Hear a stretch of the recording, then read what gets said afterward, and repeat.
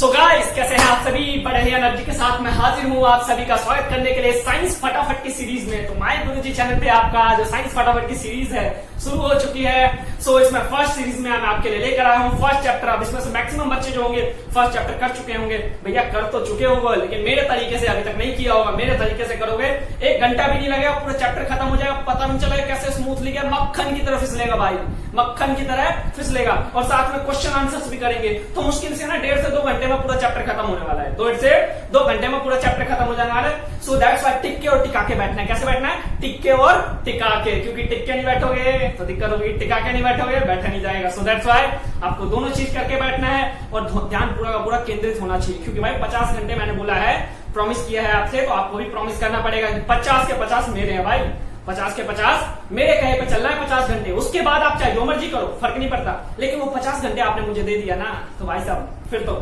जिंदगी कहीं और। चलिए फिर शुरू करते हैं हम chemical reaction and equation first chapter.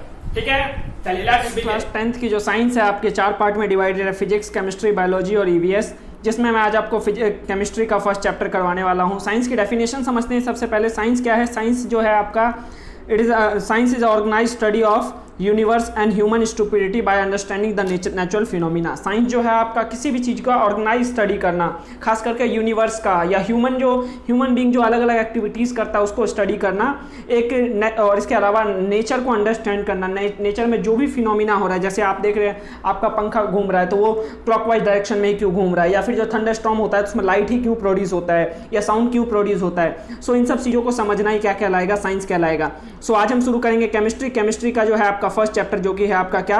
Chemical reaction and equation. So आपका केमिकल रिएक्शन एंड इक्वेशन आपका फर्स्ट चैप्टर है। इसमें देखिए ये 2 वर्ड से मिलकर बना है, केमिकल रिएक्शन और इक्वेशन। सो इन दोनों वर्ड्स का मीनिंग समझना है। इन दोनों वर्ड्स का मीनिंग समझ गए तो आपका जो है ये पूरा का पूरा चैप्टर हो जाएगा। सो देखिए उससे पहले क्लास 9th में एक बार रिवर्स लेकर चलूंगा, जिसमें आपने पढ़ा था फिजिकल चेंज और केमिकल चेंज के बारे में। सो देखो फिजिकल चेंज क्या होता है? फिजिकल चेंज होता है आपका ऐसा चेंजेस, फिजिकल चेंज होता है ऐसा चेंजेस जो कि जिसके अंदर आप फिजिकल स्टेट चेंज करो, जैसे कलर हो गया, स्टेट हो गया, डेंसिटी हो गया, वॉल्यूम हो गया, इन सब चीजों में अगर बदलाव करते हो तो उसको बोलते हैं फिजिकल चेंज। और केमिकल चेंज क्या हो जाएगा कि भाई उसके केमिकल कॉम्पोजिशन में चेंजेस कर रहे हैं, बॉन्ड को ब्रेक कर रहे हैं, तो हम इसको बोलेंगे केमिकल चेंज। फिजिकल चेंज में आपका कोई भी नया सब्सटेंस नहीं बनेगा, केमिकल चेंज में नया सब्सटेंस बनेगा। फिजिकल चेंजेस में बहुत कम एनर्जी की रिक्वायरमेंट होती है, बट केमिकल चेंज में एनर्जी ज़्यादा चाहिए। फिजिकल चेंज में ना जो ये है ना टेम्परेरी चेंज है, थोड़े टाइम के लिए बदलाव आता है, बट आफ्टर सम टाइम वो पुरानी स्टेट में जाने की संभावना होती है। बट केमिकल चेंज है, एक बार अगर बना दिया, चेंज कर दिया तो कर दिया। जैसे कि मिल्क से अगर कर्ड बना दिया तो बना दिया, अब कर्ड से दोबारा मिल्क नहीं बना सकते, इसलिए बोलते हैं फिजिकल को रिवर्सिबल है और केमिकल को बोलते हैं इरिवर्सिबल है। और फिजिकल चेंज में एक खास बात होती है कि भाई उसकी पुरानी स्टेट का आपको पता चलता रहेगा कि किस मटेरियल से बना है, उसमें कौन सा सब्सटेंस यूज हुआ था। जैसे लकड़ी को आप कट कर देते हो तो कट करने के बाद भी आपको ये दिखाई देता है कि ये लकड़ी है, लेकिन अगर मान लो उसी लकड़ी को आप बर्न कर दो, जला दो, तो जलाने के बाद आपको ये नहीं पता चलता कि वो लकड़ी, वो जो राख है आपके पास, एशिड जो है वो लकड़ी का राख है या पेपर का राख है या फिर प्लास्टिक का राख है, इसको देखकर नहीं बता सकते। सो ये होता है केमिकल चेंज और फिजिकल चेंज। अब देखिए केमिकल रिएक्शन क्या होता है? केमिकल रिएक्शन आपका एक प्रोसेस है। It is the process by which new substance is formed with its new properties is called chemical reaction.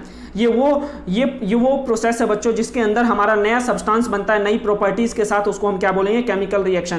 Chemical change की भी डेफिनेशन यही थी कि भाई उसके अंदर नया सब्सटेंस बनता है, इरिवर्सिबल होता है और नई प्रॉपर्टीज के साथ। तो सिमिलरली यहाँ भी यही है कि भाई ऐसा प्रोसेस जिसमें नया सब्सटेंस बने नई प्रॉपर्टीज के साथ, उसको हम क्या बोलेंगे? Chemical reaction. जैसे कि देखो अगर मान लो मैंने ए लिया, ए को बी के साथ जोड़ दिया, तो ए को बी के साथ जोड़ेंगे ना तो मिलेगा हमें प्रोडक्ट में, मान लो सी प्लस में डी मिला, तो आपका जो ए बी है ना इसको बोलेंगे रिएक्टेंट, और ये जो सी डी है ना इसको बोलेंगे प्रोडक्ट। सो आपका केमिकल रिएक्शन के अंदर ना एक होता है रिएक्टेंट और एक होता है प्रोडक्ट। अभी एग्जांपल के साथ डिटेल में समझेंगे, सो ध्यान से समझने की कोशिश करिएगा। तो देखो रिएक्टेंट क्या होता है? रिएक्टेंट आपका वो सब्सटेंस होता है जो रिएक्शन में पार्टिसिपेट करता है। जैसे मान लीजिए आप किसी फंक्शन में पार्टिसिपेट करते हैं, स्कूल में एनुअल फंक्शन है उसमें आप पार्टिसिपेट कर रहे हैं, तो आप पार्टिसिपेट कर रहे हैं तो आप क्या है? रिएक्टेंट है, आप रिएक्टेंट हैं। जैसे कि उसमें ऊपर वाले रिएक्शन में ए बी था, वो रिएक्टेंट था। सिमिलरली प्रोडक्ट क्या हो जाएगा? प्रोडक्ट हो जाएगा ऐसा सब्सटेंस जो कि आपका केमिकल रिएक्शन में प्रोड्यूस होगा, जो कि केमिकल रिएक्शन में प्रोड्यूस होगा। जैसे कि आपने फंक्शन में पार्टिसिपेट किया, अब उसमें आप जब परफॉर्मेंस दोगे ना तो आपकी जो परफॉर्मेंस, जैसे डांस किया तो आपकी डांस की परफॉर्मेंस, सिंगिंग किया तो सिंगिंग की परफॉर्मेंस, तो वो जो सिंगिंग का परफॉर्मेंस निकल कर आया ना, वो क्या है आपका प्रोडक्ट है, दैट्स अ प्रोडक्ट। जैसे ऊपर वाले रिएक्शन में C प्लस में D जो था प्रोडक्ट था। इसी तरह से आप देखो एग्जांपल देखो, समझो आपका जैसे मिल्क से कर्ड में ट्रांसफॉर्म करना, तो मिल्क क्या है रिएक्टेंट है और कर्ड क्या है ट्रांसफॉर्म, ये प्रोडक्ट है। मिल्क रिएक्टेंट और कर्ड जो है प्रोडक्ट है। सिमिलरली आपका आयरन का रस्ट में लगना, आयरन में रस्ट लगना, तो आयरन क्या है, जो इनिशियली आयरन था वो क्या था हमारा, वो रिएक्टेंट है, और जो रस्ट लग गया वो क्या है हमारा प्रोडक्ट है। सिमिलरली अगर बात करें मैग्नीशियम रिबन को जब हम बर्न करते हैं तो मैग्नीशियम ऑक्साइड बनता है, तो ये जो मैग्नीशियम रिबन हमने स्टार्टिंग में लिया था इनिशियली, ये क्या है रिएक्टेंट और ये क्या है प्रोडक्ट है। सो आपका उम्मीद करता हूं आपको समझ में आ रहा होगा कि रिएक्टेंट और प्रोडक्ट क्या होता है, केमिकल रिएक्शन कैसे होता है। अब देखो जब भी केमिकल रिएक्शंस करते हैं ना, तो हर एक केमिकल रिएक्शंस की कुछ ना कुछ प्रॉपर्टीज होती है। सो 5 बेसिक प्रॉपर्टीज होती है आपके किसी भी केमिकल रिएक्शंस के होने के चांसेस होते हैं। सबसे पहला इवोल्यूशन ऑफ गैस, फिर change in state, change in colour, change in temperature और फॉर्मेशन ऑफ प्रेसिपिटेट। एक एक को हम डिटेल में समझेंगे एग्जाम्पल के साथ, सो ध्यान से समझिएगा। सबसे पहले इवोल्यूशन ऑफ गैस की मतलब गैस इवॉल्व हो सकता है, जब केमिकल रिएक्शन करेंगे तो गैस भी निकल सकता है, स्टेट भी चेंज हो सकता है, कलर भी चेंज हो सकता है, टेम्परेचर भी चेंज हो सकता है, प्रेसिपिटेट भी बन सकता है।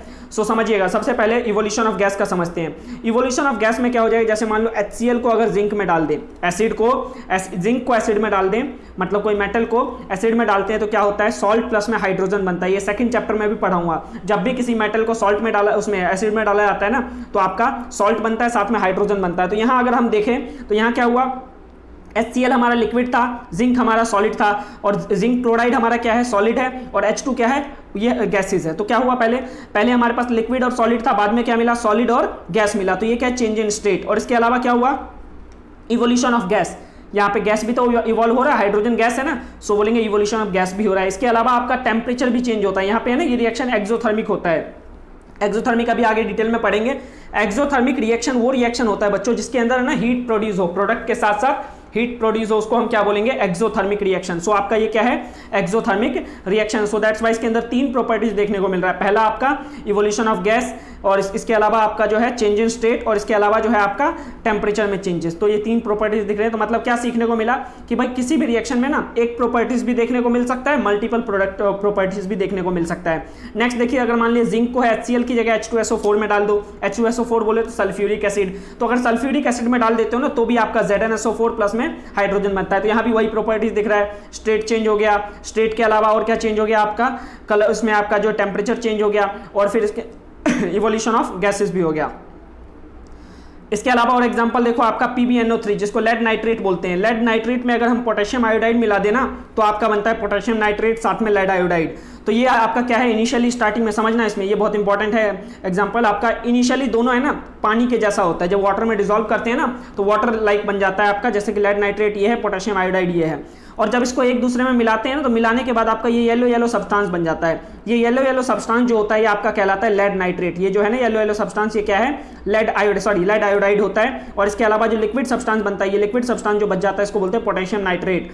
तो आपका ये जो रिएक्शन है इसके अंदर क्या, ये जो येलो कलर का सब्सटेंस बना ना इसको बोलेंगे हम प्रेसिपिटेट। अब देखो प्रेसिपिटेट क्या होता है, किसी भी रिएक्शन में जो कुछ इनसॉल्युबल सब्सटेंस बनता है, प्रोडक्ट में इनसॉल्युबल सॉल्ट प्रोड्यूस होता है जो कि आपका लिक्विड में डिसॉल्व ही नहीं होता है। डिसॉल्व होगा तो आफ्टर सम टाइम जो है वो दोबारा उसमें बॉटम में सेटल डाउन हो जाएगा। सो दैट्स व्हाई हम उसको क्या बोलते हैं, ये हमारा प्रेसिपिटेट है। सो यहाँ पे जो है आपका लेड आयोडाइड का प्रेसिपिटेट बन रहा है, येलो कलर का PPT, तो प्रेसिपिटेट को PPT भी बोलते हैं। सो आप इसमें बोल सकते हो येलो कलर का PPT का सिंबल है ना ऐसे भी दिखते हैं, एरो डाउन करके भी दिखा दोगे तो भी आपका अंडरस्टूड है कि भाई PPT है, और PPT लिख दिया तो समझ में आ गया कि प्रेसिपिटेट है। सो अब देखो इस रिएक्शन में क्या क्या हो रहा है। सबसे पहला चेंजेस क्या हो रहा है कि भाई ये जो है आपका इनिशियली वाटर जैसा था, बाद में येलो कलर का हो गया, मतलब कि आपका कलर चेंज हो रहा है। इसके अलावा स्टेट चेंज हो रहा है, दोनों के दोनों इनिशियली लिक्विड था, एक्वस मीडियम था, बाद में एक सॉलिड मीडियम आ गया, स्टेट चेंज हो गया। इसके अलावा फॉर्मेशन ऑफ प्रेसिपिटेट हो रहा है कि भाई पहले जो था आपका ये आपका लिक्विड था, बाद में जो है आपका येलो कलर का सब्सटेंस बना, फॉर्मेशन ऑफ प्रेसिपिटेट हो रहा है। इसके अलावा आपका क्या हो रहा है, आपका टेम्परेचर में भी हल्का फुल्का चेंजेस देखने को मिलता है। यहाँ पे टेम्परेचर में भी लिटिल बिट चेंजेस देखने को मिलता है। इसके अलावा आपका टेम्परेचर में चेंजेस का एक और एग्जांपल है, एक और कौन सा, जैसे कैल्शियम ऑक्साइड है। कैल्शियम ऑक्साइड आपका क्विकलाइम कहलाता है जिसको हम व्हाइट वॉश के लिए यूज करते हैं। कैल्शियम ऑक्साइड क्विकलाइम कहलाता है जिसको हम व्हाइट वॉश के लिए यूज करते हैं। अगर हम उसको वाटर में डाल दें तो वाटर में डालने पे ना आपका बनता है कैल्शियम हाइड्रोक्साइड, और साथ में यहाँ पे हीट भी प्रोड्यूस होता है। हीट का सिंबल हम ट्रायंगल भी यूज करते हैं, केमिस्ट्री में हीट के लिए हम ट्रायंगल भी यूज कर सकते हैं। सो दैट्स व्हाई ट्रायंगल यूज करो या फिर हीट पूरा लिखो, बात एक ही है। तो ये क्या है, चेंज इन टेम्परेचर का एग्जांपल। इसके अलावा एक और एग्जांपल समझो, जैसे BaCl2 और Na2SO4, ये आपका दो सब्सटेंस है, दोनों को रिएक्ट करवाया तो बना NaCl और साथ में BaSO4। तो BaCl2 और Na2SO4 जो है दोनों के दोनों लिक्विड सब्सटेंस है। इन दोनों को आपस में मिलाया तो मिलाने के बाद कुछ इस तरीके का सब्सटेंस बनता है, जिसमें बॉटम में जो है व्हाइट कलर का सब्सटेंस सेटल डाउन हो जाता है। बॉटम में व्हाइट कलर का सब्सटेंस जो है सेटल डाउन हो जाएगा। और इसके अलावा लिक्विड मीडियम जो है ना, एक्वस मीडियम होता है, एक्वस मीडियम होता है। और ये आपका NaCl होता है। इसके अंदर सोडियम क्लोराइड जो आपका कॉमन सॉल्ट होता है, घर में जो हमारा नमक यूज होता है ना, टाटा नमक, वो NaCl होता है, उसका फॉर्मूला सोडियम क्लोराइड कहलाता है। और BaSO4 प्रेसिपिटेट बनता है, PPT जिसको बोल रहे हैं। सो ये दोनों रिएक्शन याद रखिएगा, आपका लेड नाइट्रेट और पोटेशियम आयोडाइड का, और इसके अलावा बेरियम क्लोराइड और सोडियम सल्फेट का एग्जाम में पूछा जाता है। और इसके अलावा जो देखो आपका एक्टिविटी नंबर 1.1, एक्टिविटी नंबर 1.1 क्या है, मैग्नीशियम रिबन का बर्निंग का कॉन्सेप्ट है कि भाई जब मैग्नीशियम रिबन को बर्न करते हैं तो क्या क्या ऑब्जर्वेशन देखने को मिलता है। सो आपका देखो मैग्नीशियम रिबन को बर्न करोगे ना तो क्या होगा, व्हाइट कलर का ये पाउडर प्रोड्यूस होता है जिसको बोलते हैं मैग्नीशियम ऑक्साइड, MgO इसका फॉर्मूला होता है, याद रखना क्या होता है आपका, Mg प्लस में O2 बनता है। Mg प्लस में O2 को मिलाते हो तो रिएक्शन होने के बाद बन जाता है MgO। तो आपसे बोला जाता है यहाँ पे क्वेश्चन क्या आता है, आपके पास क्वेश्चन आता है कि भाई मैग्नीशियम रिबन को है ना बर्न करने से पहले हम उसको क्लीन क्यों करते हैं। क्वेश्चन आता है why we should clean the magnesium ribbon before burning. तो आप क्या जवाब देंगे कि भाई मैग्नीशियम रिबन को बर्न करने से पहले क्लीन इसलिए करना पड़ता है ताकि उसके ऊपर से ऑक्साइड की लेयर को हटा सके। तो सिंपली आप बोलोगे we should clean the magnesium ribbon before burning to remove the layer of oxide layer.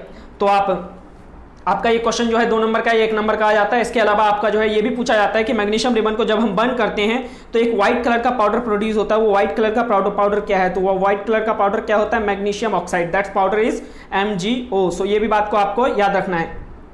एक क्वेश्चन और इंपॉर्टेंट होता है यहाँ पे कि भाई क्वेश्चन ये पूछा जाता है कि जब हम मैग्नीशियम रिबन को बर्न करते हैं तो हमें ये बोला जाता है कि भाई सन ग्लासेस पहनना चाहिए। हमें बोला जाता है कि सन ग्लासेस पहनना चाहिए और टीचर की सर्विलेंस में करना चाहिए ये एक्सपेरिमेंट। तो ऐसा क्यों? सो उसका रीजन क्या है कि जब हम मैग्नीशियम रिबन को बर्न करते हैं ना तो ये डेजलिंग फ्लेम देता है। डेजलिंग फ्लेम बोले तो अचानक सडन लाइट, लार्ज अमाउंट में सडन लाइट प्रोड्यूस करता है। तो अगर हम सन ग्लासेस ना लगाए ना तो ये सडन लाइट जो होता है ना, इसके अंदर यूवी लाइट होता है। UV light harmful ultraviolet rays होता है जो सनलाइट से निकलता है, जो कि हमारा ओजोन लेयर प्रोटेक्ट करता है। सिमिलरली अगर हम सन ग्लासेस ना पहने तो वो यूवी लाइट जो है हमारी आईज में डायरेक्ट चला जाएगा, जिसकी वजह से हमारी आईज को हार्म कर देगा। सो दैट्स वाई बोला जाता है टीचर की सर्विलेंस में करना चाहिए और इसके अलावा हमें सन ग्लासेस पहनना चाहिए। तो ये आपका इस एक्टिविटी पे ये क्वेश्चन आता है। देन उसके बाद एक्टिविटी नंबर 1.2 और 1.3 ये भी समझिएगा। एक्टिविटी नंबर 1.2 क्या कहता है कि भाई लेड नाइट्रेट सॉल्यूशन और इसके अलावा आप पोटेशियम आयोडाइड का टेस्ट करो और मतलब आपस में मिलाओ, मिलाने के बाद क्या क्या ऑब्जर्वेशन देखते हो वो बताओ। तो ये ऑब्जर्वेशन हमने ऑलरेडी देख लिया है। लेड नाइट्रेट को पोटेशियम आयोडाइड में मिलाया तो क्या बना था, पोटेशियम नाइट्रेट और लेड आयोडाइड। ये आपका दोनों के दोनों लिक्विड सॉल्यूशन होता है। लिक्विड सॉल्यूशन होता है आपका, वो कलरलेस होता है। जब मिला देते हैं तो क्या होता है आपका, सबसे पहला ऑब्जर्वेशन क्या देखने को मिलता है, इसका कलर चेंज हो जाता है, कलरलेस से येलो कलर में हो जाता है। इसके अलावा फॉर्मेशन ऑफ प्रेसिपिटेट होता है। किसका प्रेसिपिटेट बनता है, लेड आयोडाइड का। ये लेड आयोडाइड का प्रेसिपिटेट बनता है येलो कलर का।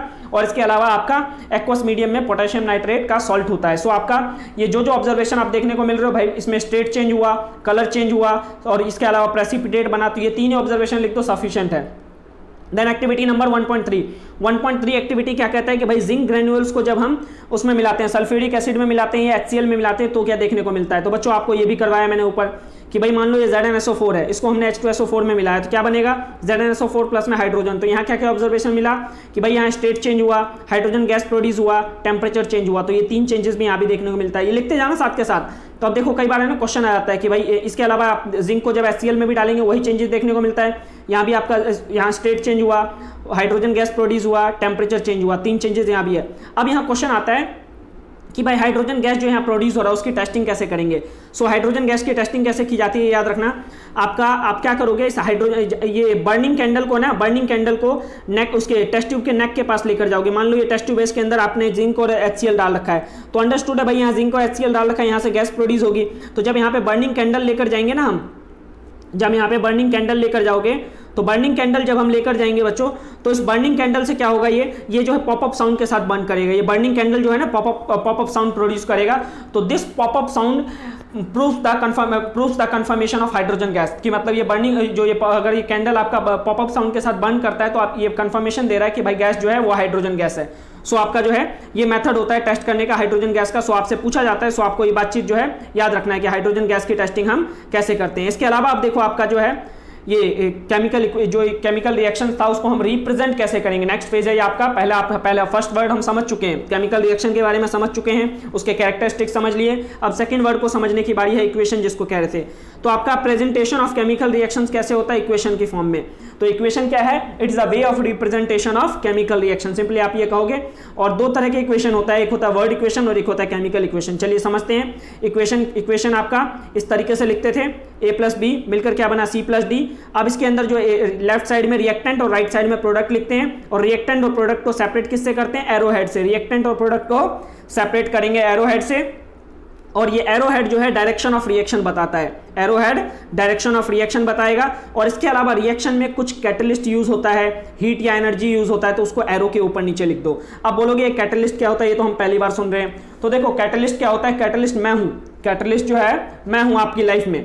कैटलिस्ट वो सब्सटेंस होता है जो रिएक्शन में पार्टिसिपेट तो नहीं करता है, लेकिन वो क्या करता है, रिएक्शन की स्पीड को बढ़ा देता है। सिमिलरली मैं आपकी लाइफ में देखो एग्जाम में आपके साथ एग्जाम देने नहीं जाऊंगा, आपके साथ घर में बैठकर पढ़ने के लिए नहीं आता हूं, लेकिन क्या करता हूं, आपको पढ़ाता जरूर हूं, आपकी स्पीड को तेज कर देता हूं। जो चैप्टर आप 3 घंटे में पढ़ने वाले होते हैं उसको मैं 1 घंटे में 1.5 घंटे में पढ़ाता हूं। तो ये क्या है, मैंने आपको स्पीड अप कर दिया। तो मैं आपके लिए कैटलिस्ट का काम कर रहा हूं। सो कैटलिस्ट का डेफिनेशन समझे आप। एक बार इक्वेशन की भी डेफिनेशन समझ लिए फिर से कि भाई it is the way of representation of chemical reaction in which reactant is written on the LHS left hand side and product is written on the RHS, and the product and reactant are separated by arrowhead, or arrow gives the direction of reaction, or other essential substance like catalyst, heat, energy are written below or above the arrowhead. So आपका क्या है, chemical equation क्या है, ये chemical reaction को represent करने का तरीका है, जिसके अंदर LHS में हम क्या लिखते हैं, रिएक्टेंट, और RHS में प्रोडक्ट, और रिएक्टेंट और प्रोडक्ट को सेपरेट करने के लिए एरो हेड का यूज करते हैं।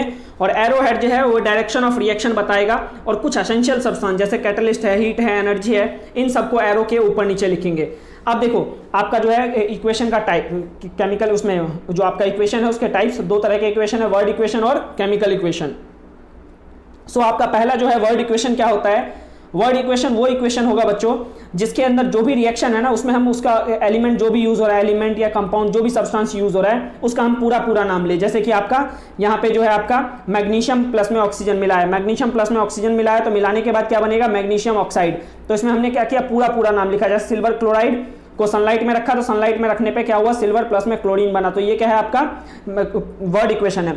इसी को अगर हम केमिकल इक्वेशन में ट्रांसफॉर्म करना चाहे तो क्या करेंगे, हम इसका सिंबल यूज कर लेंगे। मैग्नीशियम का Mg, ऑक्सीजन का O2, और यहाँ MgO। Similarly AgCl, silver chloride का AgCl सिंबल होता है, और ये टूट कर बना Ag प्लस में Cl2। तो हमने यहाँ क्या किया, सिंबल यूज किया, हमने यहाँ पे पूरा का पूरा नाम यूज नहीं किया। सो दैट्स वाई इसको क्या बोलेंगे, हम इसको बोलेंगे केमिकल इक्वेशन। तो एक बार फिर से समझो, केमिकल इक्वेशन को रिप्रेजेंट करने का, वो जो आपका इक्वेशन को रिप्रेजेंट करने का 2 तरीका, वर्ड इक्वेशन और केमिकल इक्वेशन।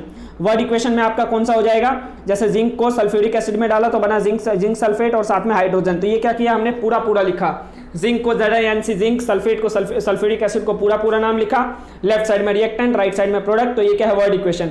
इसी को जब केमिकल इक्वेशन में लिखेंगे तो क्या लिख देंगे, जिंक का Zn और सल्फ्यूरिक एसिड का फॉर्मूला जो होता है H2SO4, और साथ में प्रोडक्ट में जो बना वो लिखेंगे। तो जब हमने क्या किया, सिंबल यूज कर रहे हैं तो हम बोलेंगे उसको केमिकल इक्वेशन, और जब पूरा नाम यूज कर रहे हैं तो हम उसको बोलेंगे वर्ड इक्वेशन। अब ये कुछ क्वेश्चन है, इसको क्या करोगे आप, ट्रांसफॉर्म करोगे किसमें, आपका ये वर्ड इक्वेशन है, वर्ड इक्वेशन से केमिकल इक्वेशन में ट्रांसफॉर्म करना। मैं नेक्स्ट क्लास में जब क्वेश्चन आंसर करवाऊंगा तब ये डिक्टेट करूंगा। सो दैट्स वाई आपको जो है करना है, अभी आपको ये करना है। सिमिलरली ये भी है आपका एनसीईआरटी के सारे क्वेश्चन हैं, ये आपको कंप्लीट करना है, ट्रांसफॉर्म करना है, हेल्प मिलेगी आपको, करोगे तो समझ में आएगा क्या होता है, किस तरीके से वर्क करता है। चलिए अब उसके बाद है नेक्स्ट टॉपिक नेक्स्ट टॉपिक जो है यहाँ तक फिनिश होगा। थोड़ा सा अगर आप देखिए, अगर आप लोग थक गए होंगे थोड़ा सा गैप ले लीजिएगा, 5-10 मिनट रुक जाइए, उसके बाद यहाँ से शुरू करिएगा, क्योंकि जरूरी नहीं है मैं एक क्लास में सारा पढ़ा सकता हूँ, लेकिन आपके लिए जरूरी नहीं है कि एक क्लास में सारा का सारा रिवाइज कर सकें। सो दैट्स वाई अगर आप थक गए हो थोड़ा सा रिलैक्स करिए, फिर उसके बाद पढ़िए, लेकिन पूरा चैप्टर जरूर देखिएगा। अब देखिए balancing of chemical reaction. Balancing of chemical reaction क्यों जरूरी है, सबसे पहले वो समझिए। किसी भी रिएक्शन को, किसी भी केमिकल रिएक्शन को प्रोसीड करवाने के लिए ना बच्चों, आपका लॉ ऑफ केमिकल कॉम्बिनेशन का जो है फॉलो होना बहुत जरूरी है। जब तक law of chemical combination follow नहीं करेगा ना, तब तक वो रिएक्शन प्रोसीड ही नहीं होगा। सो दैट्स वाई हमारे पास दो लॉ होते हैं, कौन सा, law of conservation of mass और इसके अलावा लॉ ऑफ कांस्टेंट प्रोपोर्शन। ये 2 लॉ जब तक फुलफिल नहीं होगा तब तक कोई भी केमिकल रिएक्शन फॉलो नहीं होगा। सो दैट्स वाई इन दोनों लॉ को फुलफिल करवाने के लिए हम क्या करते हैं, केमिकल रिएक्शन को बैलेंस करते हैं। इन दोनों लॉ को फुलफिल कराने के लिए केमिकल रिएक्शंस को हम बैलेंस करते हैं। सो देखिए दोनों लॉ कौन सा होता है, 9th क्लास में आपने पढ़ा था, आपको भी याद होगा। क्या कहते हैं इसको, law of conservation of mass क्या कहता है, it state that in any chemical reaction mass can neither be created not be destroyed. किसी भी केमिकल रिएक्शन में ना ही हम मास को क्रिएट कर सकते हैं ना ही डिस्ट्रॉय कर सकते हैं। एग्जांपल के लिए समझो, आपका ए है, ए को बी में मिलाया तो आपका बना सी प्लस में डी। तो अब ए क्या था, 3 ग्राम हमने ए लिया और इसके अलावा हमने 5 ग्राम हमने बी लिया, तो दोनों को मिलाकर क्या हुआ, लेफ्ट साइड में 8 ग्राम और इसके अलावा राइट साइड में क्या बना, 6 ग्राम सी और 2 ग्राम डी। तो दोनों देखो, इधर भी 8 ग्राम इधर भी 8 ग्राम। तो ये क्या है, जितना हमने रिएक्टेंट में लिया था मास उतना ही हमारा प्रोडक्ट में भी बना। मतलब कि 1 लीटर मिल्क ले रहे हो तो उससे कर्ड भी 1 लीटर ही बनना चाहिए। उसमें ऐसा नहीं होना चाहिए कि भाई 1 किलो मिल्क लिया और 1.5 किलो दही बन गया। तो इस तरीके की चीजें नहीं हो सकती, क्योंकि mass can neither be created not be destroyed. Second law होता है लॉ ऑफ कांस्टेंट प्रोपोर्शन। अब लॉ ऑफ कांस्टेंट प्रोपोर्शन क्या कहता है कि भाई it state that in any chemical reaction elements are always combined in the fix ratio. भाई किसी भी केमिकल रिएक्शन में ना एलिमेंट्स हमेशा फिक्स रेशियो में कंबाइन होगा। जैसे देखो H2O कैसे बनेगा, भाई 2 हाइड्रोजन और 1 ऑक्सीजन मिलाएंगे तभी H2O बनेगा, नहीं तो नहीं बनेगा H2O। अगर मैं बोलूं, कोई बच्चा बोलता है भाई 2 हाइड्रोजन भी लूंगा 2 ऑक्सीजन भी लूंगा तब बनाऊंगा H2O, नहीं बनेगा भाई, इससे पानी बनेगा ही नहीं। पानी बनाने के लिए 2 हाइड्रोजन और 1 ऑक्सीजन चाहिए तभी बनेगा, नहीं तो नहीं बनेगा। इसके अलावा सेकंड कहता है इसका और क्या कहता है, number of elements in the reactant and product are always same.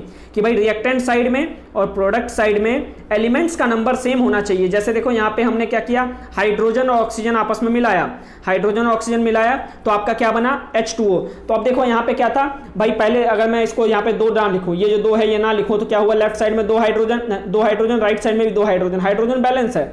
अब ऑक्सीजन यहाँ लेफ्ट साइड में 2 है राइट साइड में 1 है, तो ये क्या है, नाइंसाफी हो गई। तो नाइंसाफी हो गई, इसको इंसाफ दिलाना पड़ेगा। तो इंसाफ दिलाने के लिए हमने क्या किया कि भाई यहाँ पे 2 लगा दिया। अब जैसे यहाँ पे 2 लगाया तो क्या हुआ, ऑक्सीजन तो खुश हो गया, लेकिन साथ में हाइड्रोजन बोल रहा है भाई ऑक्सीजन के साथ इंसाफ करने के चक्कर में मेरे साथ नाइंसाफी क्यों कर रहे हो। तो हमने उसको बोला भाई रुक जा यार, तू थोड़ा सा दम ले, मैं जो है तेरे साथ भी इंसाफ करूंगा, तेरे को भी यहाँ पे 2 लगा देता हूँ, तू भी खुश हो जा। तो इससे क्या हुआ, नंबर ऑफ एलिमेंट दोनों साइड जो है सेम हो गया। आपका लेफ्ट साइड में 4 हाइड्रोजन राइट साइड में 4 हाइड्रोजन, लेफ्ट साइड में 2 ऑक्सीजन राइट साइड में भी 2 ऑक्सीजन। तो ये क्या हो गया आपका, अब बैलेंस कंडीशन है। तो जब तक, इसलिए कहते हैं कि जब तक ये दोनों के दोनों लॉ फुलफिल नहीं होंगे तब तक कोई भी रिएक्शन बैलेंस नहीं हो सकता। अब देखो बैलेंस करने के लिए आपके जो है 10th क्लास में मेथड जो है उसको बोलते हैं हिट एंड ट्रायल मेथड। तो हिट एंड ट्रायल मेथड में सबसे पहला मेथड जो देखिए इसको 5 से 6 स्टेप में इसको बैलेंस करते हैं इक्वेशन को। सो सबसे पहले क्या करना होता है, आपको कोई भी केमिकल रिएक्शन है ना उसको लिखना होता है। केमिकल रिएक्शन जो है उसको लिख लीजिए, राइट द केमिकल रिएक्शन, और इसके अलावा उसके चारों साइड से बॉक्स लगा दीजिए। याद रखिएगा, पहला स्टेप केमिकल रिएक्शन लिखा और उसके बाद चारों साइड से बॉक्स लगा दिया। और बॉक्स लगाने के बाद आपको एक शपथ ले लेना है कि आई शपथ मैं बॉक्स के अंदर कुछ भी नहीं लिखेगा, आई शपथ मैं बॉक्स के अंदर कुछ नहीं लिखेगा, बॉक्स के बाद कुछ नहीं लिखेगा, जो लिखेगा बॉक्स से पहले लिखेगा। तो मतलब आपको बॉक्स के अंदर कुछ नहीं लिखना, बॉक्स के बाद कुछ नहीं लिखना, जो भी लिखना बॉक्स से पहले लिखना। मतलब कि मान लो अगर Fe इधर 3 है और इधर 1 है, तो हमें अगर Fe को 3 बनाना है तो उसके लिए क्या करेंगे, लेफ्ट साइड में 3 लगाएंगे, यहाँ बॉक्स से पहले 3 लगाएंगे। कोई ऐसा नहीं कहेगा कि भाई मुझे जो है ना 3 यहाँ लगाना है, ऐसा नहीं लगा सकते आप, ये गलत हो जाएगा। सो आपका पहला स्टेप समझ में आया कि भाई सबसे पहले केमिकल रिएक्शन लिखना है और उसके बाद चारों साइड से बॉक्स लगा देना है। देन उसके बाद क्या करना है, लिस्ट बनाना है, लिस्ट ऑफ एलिमेंट बनाना है कि भाई लेफ्ट साइड में कितना एलिमेंट है, राइट साइड में कितना एलिमेंट है। तो अब देखो एलिमेंट में हमारा कौन कौन सा यूज हो रहा है, इसके अंदर Fe यूज हो रहा है, हाइड्रोजन यूज हो रहा है, ऑक्सीजन यूज हो रहा है। तो लिख दिया भाई Fe हाइड्रोजन ऑक्सीजन। Fe आपका अब नंबर काउंट कर लो कि भाई LHS में कितना है, RHS में कितना है। LHS में देखें तो Fe कितना है 1 और RHS में कितना है भाई 3। तो मैंने लिख दिया काउंट करके। सिमिलरली अगर देखें LHS में हाइड्रोजन 2 है और राइट साइड में हाइड्रोजन 2 है, मतलब हाइड्रोजन बैलेंस है, कोई दिक्कत वाली बात नहीं है।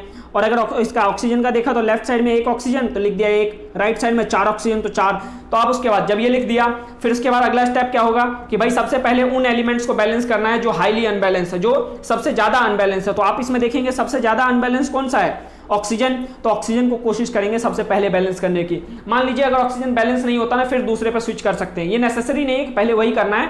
कोशिश करिए कि सबसे ज्यादा पहले जो अनबैलेंस है उसको करिए, उसको करने से क्या होगा बाकी के एलिमेंट जो है ना वो बैलेंस हो जाएंगे, आपको ज्यादा मेहनत नहीं करना पड़ेगा।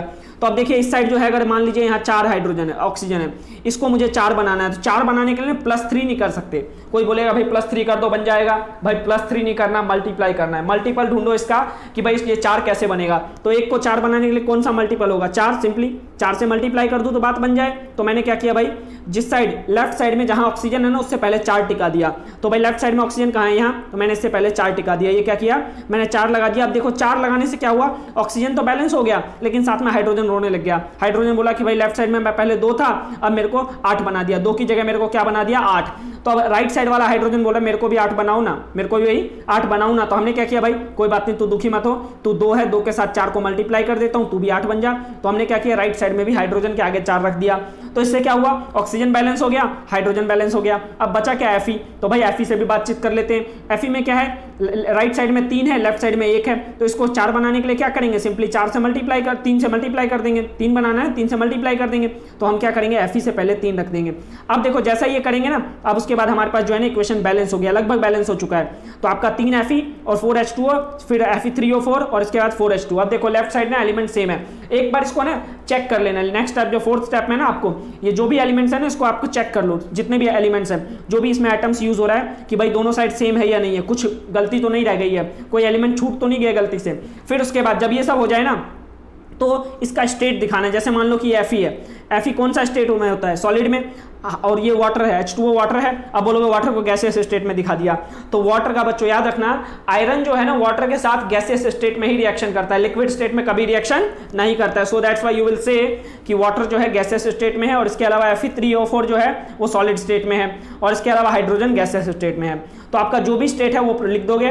बेसिकली इसमें केमिस्ट्री में 4 स्टेट होता है आपका, solid state, liquid state, gaseous state और 2 स्टेट। 2 स्टेट कौन सा, एक्वस स्टेट।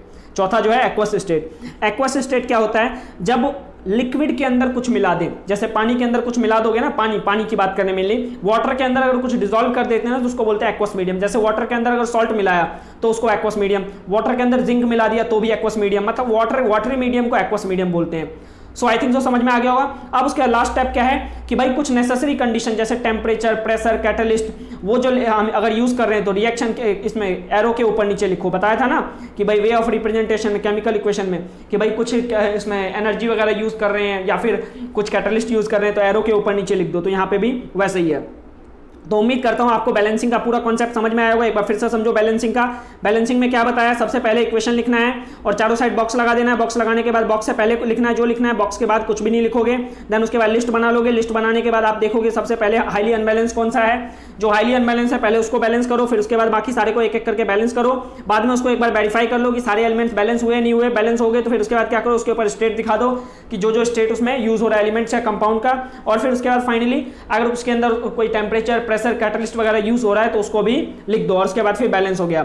देन उसके बाद क्या करना है आपका, देन उसके बाद जो है आपका ये कुछ क्वेश्चंस करने हैं आपको। ये जो है कुछ क्वेश्चंस करने हैं, एनसीईआरटी में दिया हुआ है, जो ऊपर करवाया था ना आपको वर्ड इक्वेशन को केमिकल इक्वेशन में ट्रांसफॉर्म करवाया था, उसी को बैलेंस करना है आपको। करने की जरूर कोशिश करना बच्चों, करोगे तो फिर हेल्प मिलेगी। जैसे देखो एग्जांपल के लिए, अब देखो यहाँ पे ये इस रिएक्शन को करके दिखाता हूँ। इसमें आपका देख रहे हो लेफ्ट साइड में एक क्या था, मरकरी। Hg का मतलब मरकरी होता है। राइट साइड में एक मरकरी, राइट साइड में 2 ऑक्सीजन, लेफ्ट साइड में 1 ऑक्सीजन। तो राइट साइड में ऑक्सीजन डबल था, लेफ्ट साइड में 1 ही था, तो इसके लिए हमने क्या किया, यहाँ 2 लिख दिया, जिससे क्या हुआ, ऑक्सीजन डबल हो गया। अब ऑक्सीजन के साथ साथ हाइड्रोजन, वो हमारे पास मरकरी भी डबल हो गया, तो मरकरी को डबल करने के लिए राइट साइड में भी 2 लगा दिया। तो इस तरीके से बैलेंसिंग कर लोगे। सो अब कुछ बच्चों का क्वेश्चन होता है कि सर हमें क्या एग्जाम में भी हमें मतलब कि पूरी की पूरी टेबल बनानी है। तो बच्चों अभी देखो आपकी प्रैक्टिस नहीं है, अभी प्रैक्टिस नहीं है, इसलिए आपको टेबल बनाना जरूरी है। जब आपकी प्रैक्टिस हो जाए ना तो आपको यहाँ पे जो है टेबल बनाने की जरूरत नहीं पड़ेगी। सो दैट्स वाई आप एक ही स्टेटमेंट में कर सकते हो। देन उसके बाद जो है अब आपका है नेक्स्ट, अभी भी ब्रेक लेना हो ब्रेक ले सकते हो 5-10 मिनट का, उसके बाद कंटिन्यू कर सकते हो, वीडियो को पॉज कर दो। अब उसके बाद जो है types of reaction, types of chemical reaction.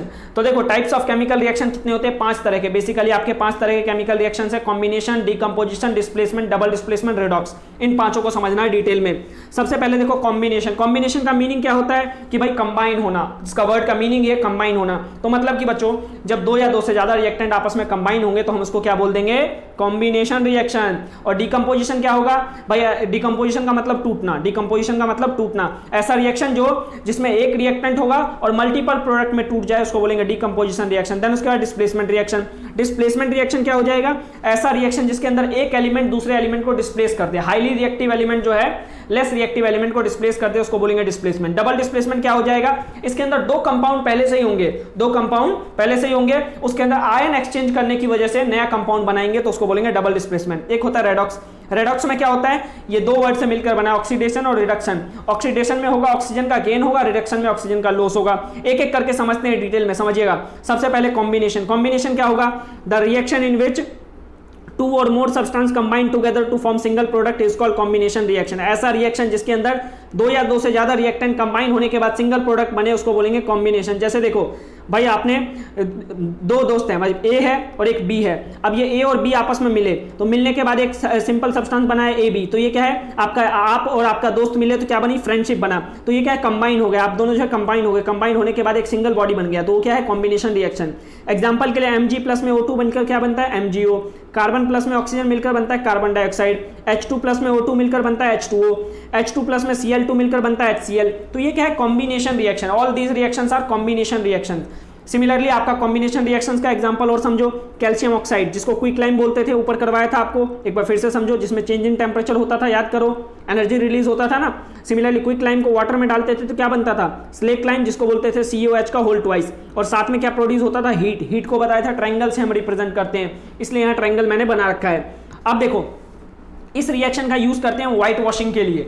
White washing के लिए जो पाउडर यूज होता है ना वो आपका कैल्शियम ऑक्साइड है। क्वेश्चन भी आता है कि भाई कोई एक्स सब्सटेंस है जिसका हम यूज करते हैं व्हाइट वॉश के लिए, जब उसको वाटर में मिलाते हैं तो कोई वाई सब्सटेंस बनता है, और उसको जब कार्बन डाइऑक्साइड के साथ रिएक्शन करवाते हैं तो कोई जेड सब्सटेंस बनता है, वो बताओ क्या होता है, ये सब्सटेंस बताओ क्या होता है। सो देखो बच्चों, आपका कैल्शियम ऑक्साइड को वाटर में डाला तो कैल्शियम हाइड्रोक्साइड बना, और देखो जब दीवार पे हम इस कैल्शियम हाइड्रोक्साइड को लगाते हैं, दीवारों पे इस कैल्शियम हाइड्रोक्साइड को लगाओगे, और जब ये कैल्शियम हाइड्रोक्साइड दीवारों पे लगता है ना तो एटमॉस्फेयर से कार्बन डाइऑक्साइड के साथ रिएक्शन करता है, 2-3 दिन लेता है रिएक्शन करने में, और फिर उसके बाद कैल्शियम कार्बोनेट की लेयर चढ़ा देता है और वाटर जो है रिलीज हो जाता है। और ये कैल्शियम कार्बोनेट की लेयर बनने में 2 से 3 दिन लगता है, इसलिए ना जब हम पेंटिंग करते हैं दीवारों पे, जब उन दीवारों पे व्हाइट वॉश करते हैं तो 2 से 3 दिन लगता है उसकी चमक आने के लिए।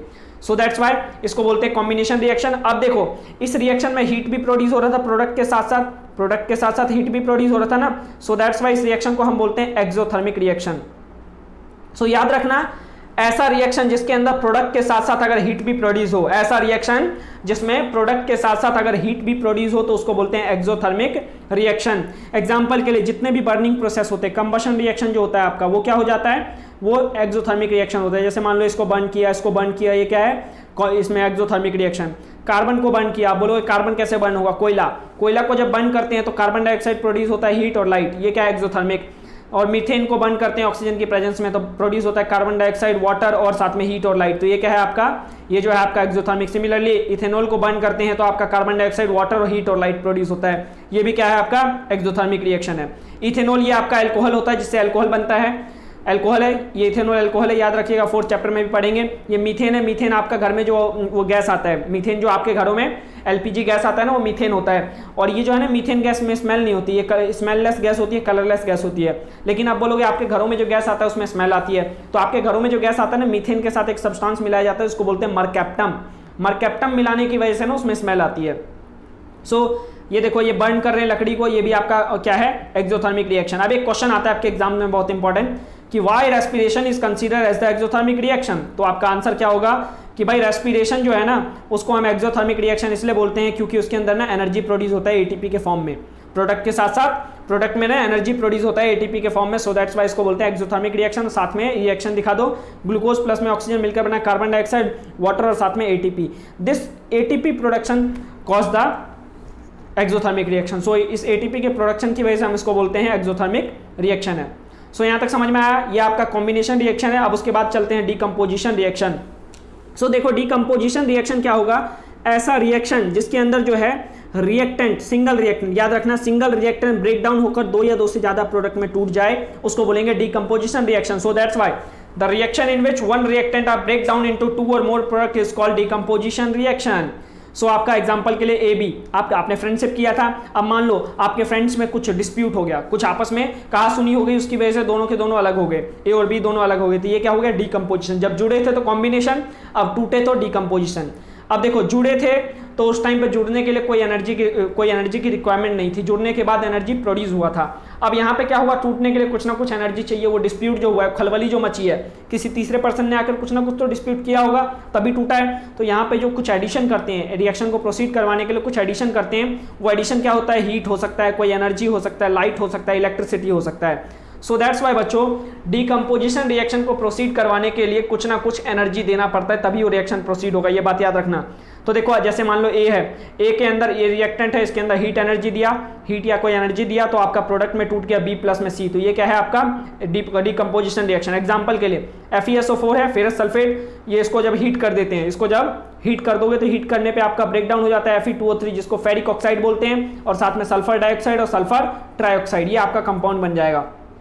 तो ये आपका क्या होता है, कंपाउंड बन जाता है। तो इसके अंदर क्या है, डीकम्पोजिशन रिएक्शन। रिएक्टेंट हमारे पास सिंगल था, प्रोडक्ट हमारे पास तीन है, तो इसको क्या बोलेंगे, ये डीकम्पोजिशन रिएक्शन है। अब उसके बाद डीकम्पोजिशन रिएक्शन के भी टाइप्स होते हैं, 3 तरह के होते हैं, थर्मल डीकम्पोजिशन, फोटोलिटिक डीकम्पोजिशन और इलेक्ट्रोलिटिक डीकम्पोजिशन। एक एक करके समझेंगे। थर्मल डीकम्पोजिशन मतलब टेम्परेचर की बातचीत कर रहे हैं। ऐसा decomposition reaction, the decomposition reaction in which heat is supplied along with the reactant to proceed the reaction.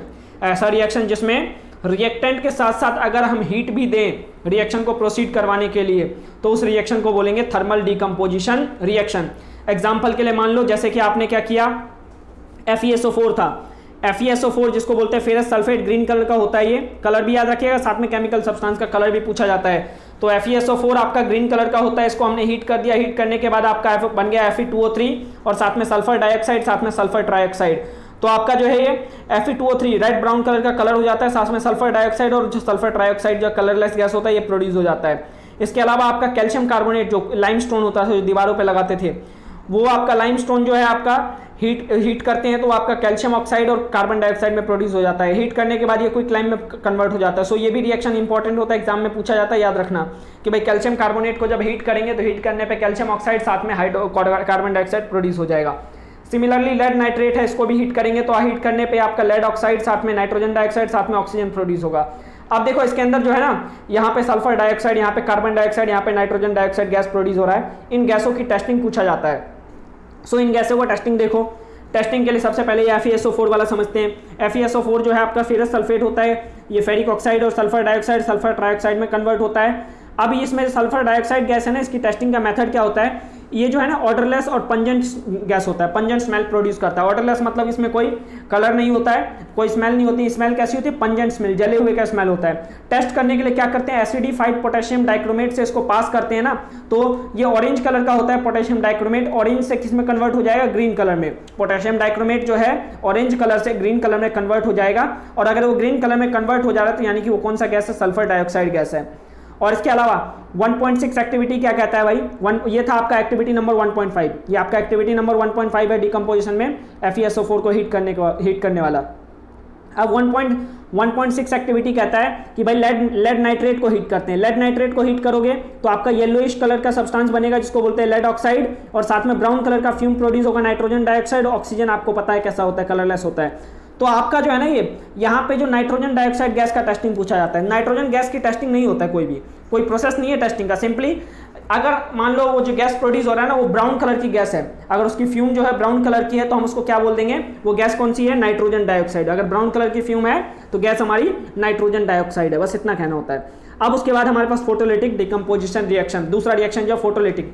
Photolytic मतलब लाइट, मतलब ऐसा रिएक्शन जिसके अंदर हम जो है ना रिएक्टेंट के साथ साथ लाइट भी दे। The reaction in which light is supplied along with the reactant to proceed the reaction is called photolytic decomposition reaction. So ऐसा रिएक्शन जिसके अंदर हम लाइट सप्लाई करें रिएक्शन के साथ रिएक्टेंट के साथ साथ, उसको हम क्या बोलेंगे, फोटोलिटिक डिकम्पोजिशन। जैसे मान लो ए है, ए को हमने ए में लाइट ऐड किया, लाइट करने पे टूट गया किसमें, बी प्लस में, सी में, तो आपका क्या है ये फोटोलिटिक डिकम्पोजिशन रिएक्शन। एग्जांपल के लिए समझो जैसे AgCl ऊपर भी देखा था, सिल्वर क्लोराइड जिसको बोलते थे, सनलाइट में रखने पे क्या होता था, Ag प्लस में Cl2 में कन्वर्ट हो जाता था। सिमिलरली AgBr को सनलाइट में रखते हैं तो Ag प्लस में Br2 में कन्वर्ट हो जाता है। तो ये क्या है आपका, ये फोटोलिटिक डिकम्पोजिशन रिएक्शन है। अब ये रिएक्शन इंपॉर्टेंट है, क्वेश्चन आता है इसके ऊपर। क्वेश्चन कौन सा आता है आपका, पहला क्वेश्चन आता है कि भाई AgCl और AgBr को डार्क कलर के बॉटल में क्यों रखते हैं। तो इसका आंसर क्या होता है कि भाई AgCl को और AgBr को डार्क कलर के बॉटल में नहीं रखेंगे ना तो उसके अंदर ना लाइट एंटर कर जाएगा, और लाइट एंटर करने की वजह से रिएक्शन प्रोसीड कर जाएगा, और आफ्टर सम टाइम जो हमने AgCl और AgBr रखा था ना वो गायब हो जाएगा, वो मिलेगा ही नहीं। So that's why to avoid the entering light into the bottle we should keep the AgCl and AgBr into the dark bottle. इसके अलावा नेक्स्ट क्वेश्चन आता है कि भाई इस रिएक्शन का जो है कहाँ यूज किया जाता है। इस रिएक्शन का यूज करते हैं ब्लैक एंड व्हाइट फोटोग्राफी में, पहले यूज होता था ब्लैक एंड व्हाइट फोटोग्राफी में इस रिएक्शन का यूज किया जाता था, और ये आपका एक्टिविटी नंबर 1.8 है। 1.8 एक्टिविटी नंबर है, सारी एक्टिविटी भी बताता जा रहा हूँ, सारा एक एक चीज बताता जा रहा हूँ, इस टॉपिक से रिलेटेड कौन कौन से क्वेश्चन आएंगे वो भी बताता जा रहा हूँ। सो साथ के साथ लिखते जाइएगा, साथ के साथ नोटबुक बनाइए, स्पेशल नोटबुक बनाइए साइंस फटाफट की सीरीज के लिए। ये बच्चों दोबारा नहीं आएगा, ये जो है आपका पूरे यूट्यूब पे कहीं नहीं मिलेगा। सो अपने दोस्तों को भी बताइए, आसपास में कोई और भी पढ़ना चाहता है तो उसको भी बताइए, पूरी कम्युनिटी को ऐड करिए। बहुत हेल्पफुल सीरीज है ये पूरी की पूरी, बहुत एफर्ट के साथ बन रहा है ये। आप देख रहे हैं 1 घंटे में पूरा का पूरा चैप्टर खत्म करने में कितना स्पीक आउट करना पड़ता है, कितना एफर्ट लगता है। सो दैट्स वाई उसकी वैल्यू समझिए। सो आपका ये AgCl को ब्रेक डाउन किया तो Ag प्लस में Cl2 में कन्वर्ट हो गया। नेक्स्ट होता है electrolytic decomposition reaction. Next reaction जो होता है डिकम्पोजिशन का, इलेक्ट्रोलाइटिक डिकम्पोजिशन, जैसे इसके नाम में ही आ गया इलेक्ट्रोलाइटिक, मतलब इलेक्ट्रिसिटी की सप्लाई करेंगे। सो ऐसा रिएक्शन जिसके अंदर रिएक्टेंट के साथ साथ अगर इलेक्ट्रिसिटी भी सप्लाई करें ना, उस रिएक्शन को बोलेंगे इलेक्ट्रोलाइटिक डिकम्पोजिशन रिएक्शन। एग्जाम्पल के लिए मान लो, जैसे मान लो ए है, ए में इलेक्ट्रिसिटी पास किया तो बना B प्लस में C, तो ये क्या है इलेक्ट्रोलाइटिक डिकम्पोजिशन रिएक्शन। एग्जाम्पल के लिए मान लो वाटर है, वाटर में इलेक्ट्रिसिटी पास किया, इलेक्ट्रिक करंट पास करने पे हाइड्रोजन प्लस में ऑक्सीजन में ब्रेक डाउन हो जाता है, तो इसको बोलते हैं इलेक्ट्रोलाइटिक डिकम्पोजिशन रिएक्शन। ये एक्टिविटी नंबर 1.7 है आपका। इसके अंदर देखो आपके क्वेश्चन यहाँ भी, ये भी इंपॉर्टेंट है, ये भी एक्टिविटी इंपॉर्टेंट है, यहाँ से भी क्वेश्चन उठने के चांसेस होते हैं। क्वेश्चन यहाँ से क्या उठता है, सारे के सारे क्वेश्चन एनसीईआरटी में आपको मिल जाएंगे, जो भी मैं डिक्टेट कर रहा हूँ। नेक्स्ट लेक्चर में जब क्वेश्चन करवाऊंगा तो आपको दिखा दूंगा प्रूफ। सो इसलिए आपको जो अब की बार करवा रहा हूँ तो आप पढ़ते जाना साथ के साथ, ताकि अगली बार जब पढ़ो तो आपका कंफर्मेशन हो जाए, पक्का हो जाए कि जो भी आपने पढ़ा है आपको आता है अच्छे से। सो देखो यहाँ क्वेश्चन क्या आता है कि आपने एक्टिविटी में क्या है, एक आपने बीकर लिया, बीकर के अंदर नीचे से 2 छेद किया, छेद करने के बाद इसके अंदर ग्रेफाइट रॉड डाला 2। ग्रेफाइट रॉड क्यों लिया, ताकि क्योंकि गुड कंडक्टर ऑफ इलेक्ट्रिसिटी होता है ग्रेफाइट रॉड, और इसके अलावा ये वाटर में जंग भी नहीं लगेगा, इसमें रस्टिंग नहीं होगी। और ग्रेफाइट बच्चों एक ऐसा नॉन मेटल है, कार्बन का एलोट्रॉप होता है ग्रेफाइट, 4th चैप्टर में पढ़ाऊंगा। ग्रेफाइट एक ऐसा नॉन मेटल है जो कि आप गुड कंडक्टर ऑफ इलेक्ट्रिसिटी होता है। ग्रेफाइट एक ऐसा नॉन मेटल है जो कि गुड कंडक्टर ऑफ इलेक्ट्रिसिटी होता है।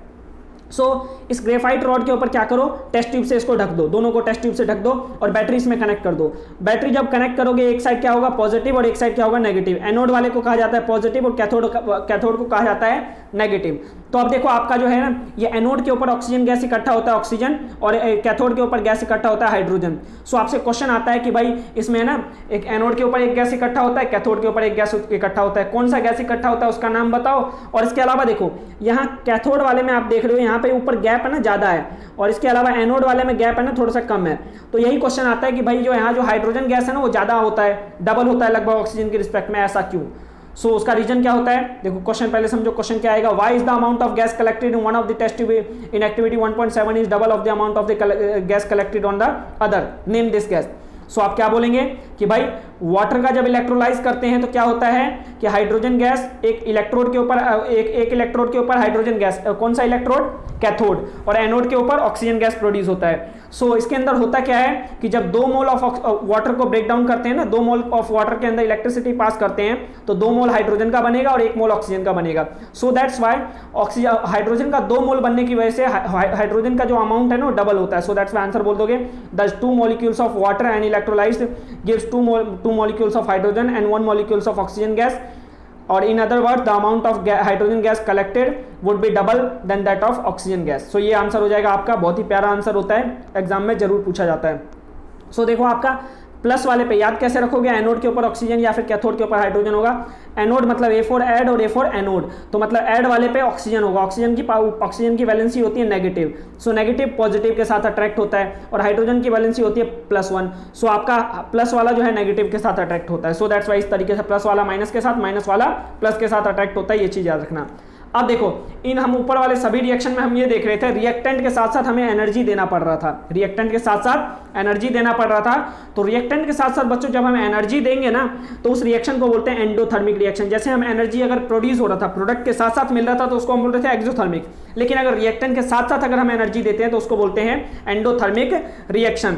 सो आपका एनर्जी किस फॉर्म में होगा, लाइट हीट और इलेक्ट्रिसिटी। सो याद रखना एंडोथर्मिक रिएक्शन की डेफिनेशन पूछा जाए, the reaction in which heat energy electricity are supplied along with the reactant to produce the product is called endothermic reaction। Example के लिए वो सारे के सारे रिएक्शन जो डिकम्पोजिशन रिएक्शन में हमने पढ़ा है, वो डिकम्पोजिशन के सारे रिएक्शन जो हमने पढ़ा है वो क्या है, एंडोथर्मिक रिएक्शन। सो एंडोथर्मिक में आप क्या करते हो, एनर्जी ऐड करते हो, एक्सोथर्मिक में एनर्जी प्रोड्यूस होता है। सो ये मेजरली डिफरेंस होता है एंडो में और एक्सो में। सो अब थोड़ा सा गैप लेना चाहे गैप ले सकते हैं। उसके बाद नेक्स्ट टाइप है डिस्प्लेसमेंट रिएक्शन। नेक्स्ट टाइप क्या है, displacement reaction. So displacement reaction क्या हो जाएगा, ऐसा रिएक्शन जिसके अंदर वन और मोर रिएक्टिव एलिमेंट जो है ना एक दूसरे को डिस्प्लेस कर दे। जो मोर रिएक्टिव एलिमेंट्स होगा वो लेस रिएक्टिव वाले को डिस्प्लेस कर देगा और प्रोडक्ट बना लेगा, तो उसको बोलेंगे displacement reaction. So simply you can say that the reaction in which more reactive element displace the less reactive elements to produce the product is called displacement reaction. Example के लिए मान लो ये ए है, वो बीसी के साथ दोस्ती करके बैठा है। मान लो ए जो है ना कोई बंदा है, ए जो है कोई बंदा है और बीसी जो है गर्लफ्रेंड बॉयफ्रेंड है, बीसी जो है गर्लफ्रेंड बॉयफ्रेंड है। अब क्या हुआ कि भाई बी जो है ना ए ज्यादा ताकतवर है, बी थोड़ा कमजोर है। अब वो बी कमजोर है तो क्या करेगा, ए उसको खिसका देगा, ए उसको खिसका देगा और क्या करेगा, सी के साथ दोस्ती कर लेगा। तो मतलब कि पहले बी जो था सी के साथ था, अब उसने क्या किया, ए ज्यादा ताकतवर था, ज्यादा रिएक्टिव था, जिसकी वजह से बी को हटा दिया और खुद उसकी जगह पे आ गया। तो ऐसा कभी हो कि एक एलिमेंट दूसरे को खिसकाकर उसकी जगह ले ले, उसकी पोजीशन ले ले, तो उस रिएक्शन को बोलते हैं डिस्प्लेसमेंट रिएक्शन। जैसे देखो ए ए ने क्या किया, बी को खिसकाया, बी को खिसकाने की वजह से सी के साथ दोस्ती की, बी को अलग कर दिया, तो इस तरह के रिएक्शन को बोलते हैं डिस्प्लेसमेंट रिएक्शन। एग्जांपल के लिए समझो, ये आपका Fe है, Fe को कॉपर सल्फेट में डालते हैं तो Fe ना ज्यादा रिएक्टिव होता है कॉपर से, सो दैट्स वाई क्या करता है, कॉपर को डिस्प्लेस कर देता है। डिस्प्लेस करने के बाद बना लेता है FeSO4, साथ में कॉपर अलग। तो एक क्वेश्चन भी आता है कि भाई इसमें कॉपर सल्फेट सॉल्यूशन में जब हम ब्लू कलर का सॉल्यूशन होता है कॉपर सल्फेट, तो ब्लू कलर के सॉल्यूशन में जब आयरन नेल डालते हैं तो वहां पे उसका कलर चेंज क्यों हो जाता है। तो रीजन होता है कि भाई कलर चेंज होने का रीजन क्या है, डिस्प्लेसमेंट रिएक्शन हो जाता है। डिस्प्लेसमेंट रिएक्शन होने की वजह से FeSO4 बन जाता है, साथ में कॉपर प्रोड्यूस हो जाता है, इस वजह से वहां पे कलर चेंज हो जाता है। सिमिलरली जिंक को अगर कॉपर सल्फेट में डाले तो भी क्या होगा, जिंक सल्फेट बन जाएगा, साथ में कॉपर बन जाएगा। यहाँ पे देखो नीचे मैंने सबके कलर लिख रखे हैं, सो ये कलर भी साथ के साथ याद करते चलना। और लेड को भी अगर कॉपर क्लोराइड में डाले तो क्या होगा, लेड क्लोराइड बनेगा, साथ में कॉपर बन जाएगा। कॉपर को अगर सिल्वर नाइट्रेट में डाले तो क्या होगा, सिल्वर को अलग कर देगा, कॉपर नाइट्रेट बन जाएगा। लेकिन अगर यहाँ पे क्या होगा, Ag प्लस में कॉपर नाइट्रेट में क्या होगा, इसका आंसर आप बताइए फटाफट। सो देखो मैं बता देता हूँ, कमेंट में जरूर बताइएगा कि भाई Ag जो है ना, यहाँ पे कॉपर जो है ना इन सब से ऊपर वाले से कम रिएक्टिव था, ऊपर वाले से कम रिएक्टिव था, इसलिए कॉपर को ऊपर वाला डिस्प्लेस कर पा रहा था। लेकिन सिल्वर जो है ना कम रिएक्टिव होता है कॉपर से, सिल्वर जो है कॉपर से भी कमजोर होता है, इसलिए जो है ना सिल्वर जो है कॉपर को डिस्प्लेस नहीं कर पाएगा। सिल्वर लेस रिएक्टिव है कॉपर से, इस वजह से सिल्वर जो है इसको डिस्प्लेस नहीं कर पाएगा, इसलिए यहाँ पे नो रिएक्शन, यहाँ पे नो रिएक्शन होगा, कोई रिएक्शन ही प्रोसीड नहीं होगा। अब नेक्स्ट जो है आपका वो जो बताया था एक्टिविटी, जो क्वेश्चन आता है एक्टिविटी 1.9 में आयरन नेल वाला क्वेश्चन आता है कि भाई Fe को कॉपर सल्फेट में डाला गया, ये देखो ये डाला, इसमें डालने के बाद जो है ना आफ्टर, ये पहले ब्लू कलर का सॉल्यूशन होता है, आफ्टर सम टाइम जो है ब्लू से ये ग्रीन कलर में, हल्का ग्रीन कलर में कन्वर्ट हो जाता है। सो क्वेश्चन आपके पास यही आता है, और आयरन नेल का पहले ये था और बाद में ब्राउन कलर का हो जाता है। ऐसा क्यों, क्वेश्चन आता है why does the colour of copper sulphate solution change when the iron nail is dipped into it. तो रीजन क्या होता है, रीजन होता है हमारे पास कि iron is more reactive than copper, iron जो है आपका मोर रिएक्टिव होता है कॉपर से। सो दैट्स वाई जो जब आयरन नेल को डिप करते हैं कॉपर सल्फेट सॉल्यूशन में तो आयरन जो है डिस्प्लेस कर देता है कॉपर को, और इसकी वजह से वहां पे क्या होता है, आयरन सल्फेट बना लेता है जो कि आपका ग्रीन कलर का होता है। और रिएक्शन में साथ में ये दे दोगे, आपका 2 नंबर के क्वेश्चन होते हैं, 2 के 2 पूरे के पूरे मार्क्स मिलते हैं।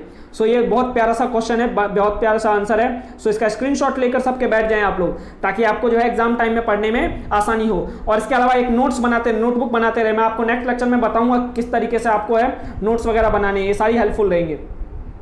सो चलिए अब है next double displacement reaction. Double displacement reaction क्या होता है, ऐसा रिएक्शन जिसके अंदर 2 कंपाउंड जो है, 2 कंपाउंड होते हैं हमारे पास पहले ही से ही। डबल डिस्प्लेसमेंट रिएक्शन में 2 कंपाउंड पहले से ही होंगे और उन दोनों में आयन का एक्सचेंज होगा, और आयन के एक्सचेंज होने की वजह से 2 ही नया सब्सटेंस बनेंगे। डिस्प्लेसमेंट में क्या हो रहा था, एक element hire more reactive element less reactive वाले को डिस्प्लेस कर रहा था। डबल डिस्प्लेसमेंट में क्या होगा, 2 कंपाउंड पहले से ही होगा, उनके बीच में आयन एक्सचेंज होंगे और आयन एक्सचेंज होने की वजह से नया कंपाउंड बनेगा, उसको बोलेंगे डबल डिस्प्लेसमेंट रिएक्शन। एग्जांपल के लिए समझो, जैसे मान लो AD और BC, ये क्या है हमारे पास, दो सब्सटेंस पहले से ही है, 2 कंपाउंड पहले से ही है। इसके अंदर क्या हुआ, हमने यहाँ पे A के साथ हमने B का क्या किया, अदला बदली कर दिया। अदला बदली मतलब आयन का एक्सचेंज कर दिया। जब भी कोई रिएक्शन होता है ना आयन में टूटता है, जैसे मान लो A है ना, A यहाँ टूटेगा, A मान लो प्लस में बन गया, D यहाँ माइनस में बना, D के ऊपर माइनस चार्ज, B के ऊपर प्लस चार्ज, C के ऊपर माइनस चार्ज। तो ये क्या होगा, आपस में आयन का एक्सचेंज कर लेंगे, आयन का एक्सचेंज करने की वजह से 2 ही नया प्रोडक्ट बनाएंगे। तो इस तरह के रिएक्शन को डबल डिस्प्लेसमेंट बोलते हैं। एग्जाम में क्वेश्चन ये पूछा जाता है कि भाई डबल डिस्प्लेसमेंट रिएक्शन जो है डिस्प्लेसमेंट रिएक्शन से कैसे अलग है, तो आपको आंसर देना होता है। मैक्सिमम बच्चे गलत आंसर देते हैं, 101% गलत देते हैं, लेकिन आप मत देना गलत। आंसर क्या होता है कि भाई डिस्प्लेसमेंट रिएक्शन में मोर reactive element less reactive element को डिस्प्लेस करता है, वहां पे एलिमेंट डिस्प्लेस करता है। याद रखना मैं एलिमेंट वर्ड यूज कर रहा हूं डिस्प्लेसमेंट के लिए। बट डबल डिस्प्लेसमेंट में क्या होगा कि 2 कंपाउंड हमारे पास पहले ही से ही है, उनके अंदर आयन एक्सचेंज होने की वजह से 2 ही नया कंपाउंड बनेगा। सो दैट्स व्हाई डेफिनेशन ये पूरी की पूरी डेफिनेशन याद कर लेना। कि भाई डिस्प्लेसमेंट में बोलोगे the reaction in which more reactive element displace the less reactive element is called displacement reaction, और डबल डिस्प्लेसमेंट में बोलोगे those reaction in which two compounds react by an exchange of ion to form two new products is called double displacement reaction. Example के लिए देखो, जैसे barium chloride है, उसको हमने सोडियम सल्फेट में डाला, तो यहाँ क्या होगा, बेरियम और सोडियम में ना आपस में एक्सचेंज होगा।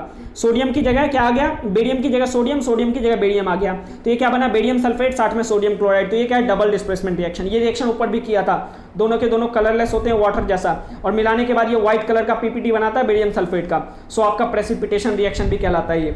सिमिलरली लेड नाइट्रेट है, इसको आप अगर पोटेशियम आयोडाइड में डालें तो यहाँ भी आपका डबल डिस्प्लेसमेंट रिएक्शन होगा, आयन एक्सचेंज हो जाता है।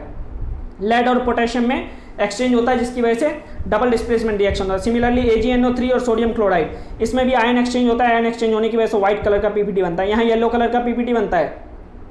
H2SO4 में बेरियम हाइड्रोक्साइड डालते हैं, सल्फ्यूरिक एसिड में जब बेरियम हाइड्रोक्साइड डालते हैं तो यहाँ भी आपका वाटर और साथ में बेरियम सल्फेट बनता है, व्हाइट कलर का पीपीटी बनता है। सो इस तरीके का रिएक्शन जो है आपका मतलब प्रेसिपिटेशन रिएक्शन भी कहलाता है। तो ये सारे का सारा डबल डिस्प्लेसमेंट का रिएक्शन का एग्जांपल है। आपको बेसिकली ये रिएक्शन और ये रिएक्शन याद करना है, एनसीईआरटी में भी दिया हुआ है, रिएक्शन दोनों याद करना है आपको।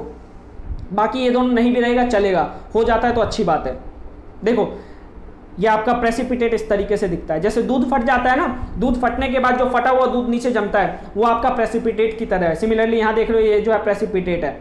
इसी तरीके से जैसे देखो ये आपका क्या था, पोटेशियम नाइट्रेट और लेड आयोडाइड मिला रहे थे ना, तो आपका इस तरीके से येलो कलर का पीपीटी बन रहा था। जैसे यहाँ पोटेशियम नाइट्रेट और पोटेशियम लेड नाइट्रेट और पोटेशियम आयोडाइड मिला रहे, पोटेशियम नाइट्रेट और लेड आयोडाइड बन रहा है येलो कलर का पीपीटी। सो ये क्या है, इसमें डबल डिस्प्लेसमेंट रिएक्शन और प्रेसिपिटेट बन रहा है। तो अब ये भी पूछा जाता है कई बार कि भाई प्रेसिपिटेशन रिएक्शन क्या होता है, तो सिंपली क्या बोलोगे, प्रेसिपिटेशन रिएक्शन ऐसा रिएक्शन, precipitation reaction is a type of chemical reaction in which two soluble salt in aqueous solution combine and one of the product is in insoluble salts called precipitate and this reaction is called precipitation reaction। मतलब कि आपके पास दो soluble salt है, दोनों के दोनों salt जो है soluble salt है, उन दोनों को आपस में कंबाइन करते हैं और कंबाइन करने के बाद है ना दो नया प्रोडक्ट बनता है, उनमें से एक सॉल्ट जो है ना क्या होगा, इनसॉल्युबल होगा, तो हम उसको क्या बोलेंगे, प्रेसिपिटेशन रिएक्शन।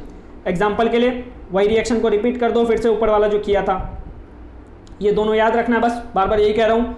अब उसके बाद जो है न्यूट्रलाइजेशन रिएक्शन एक होता है।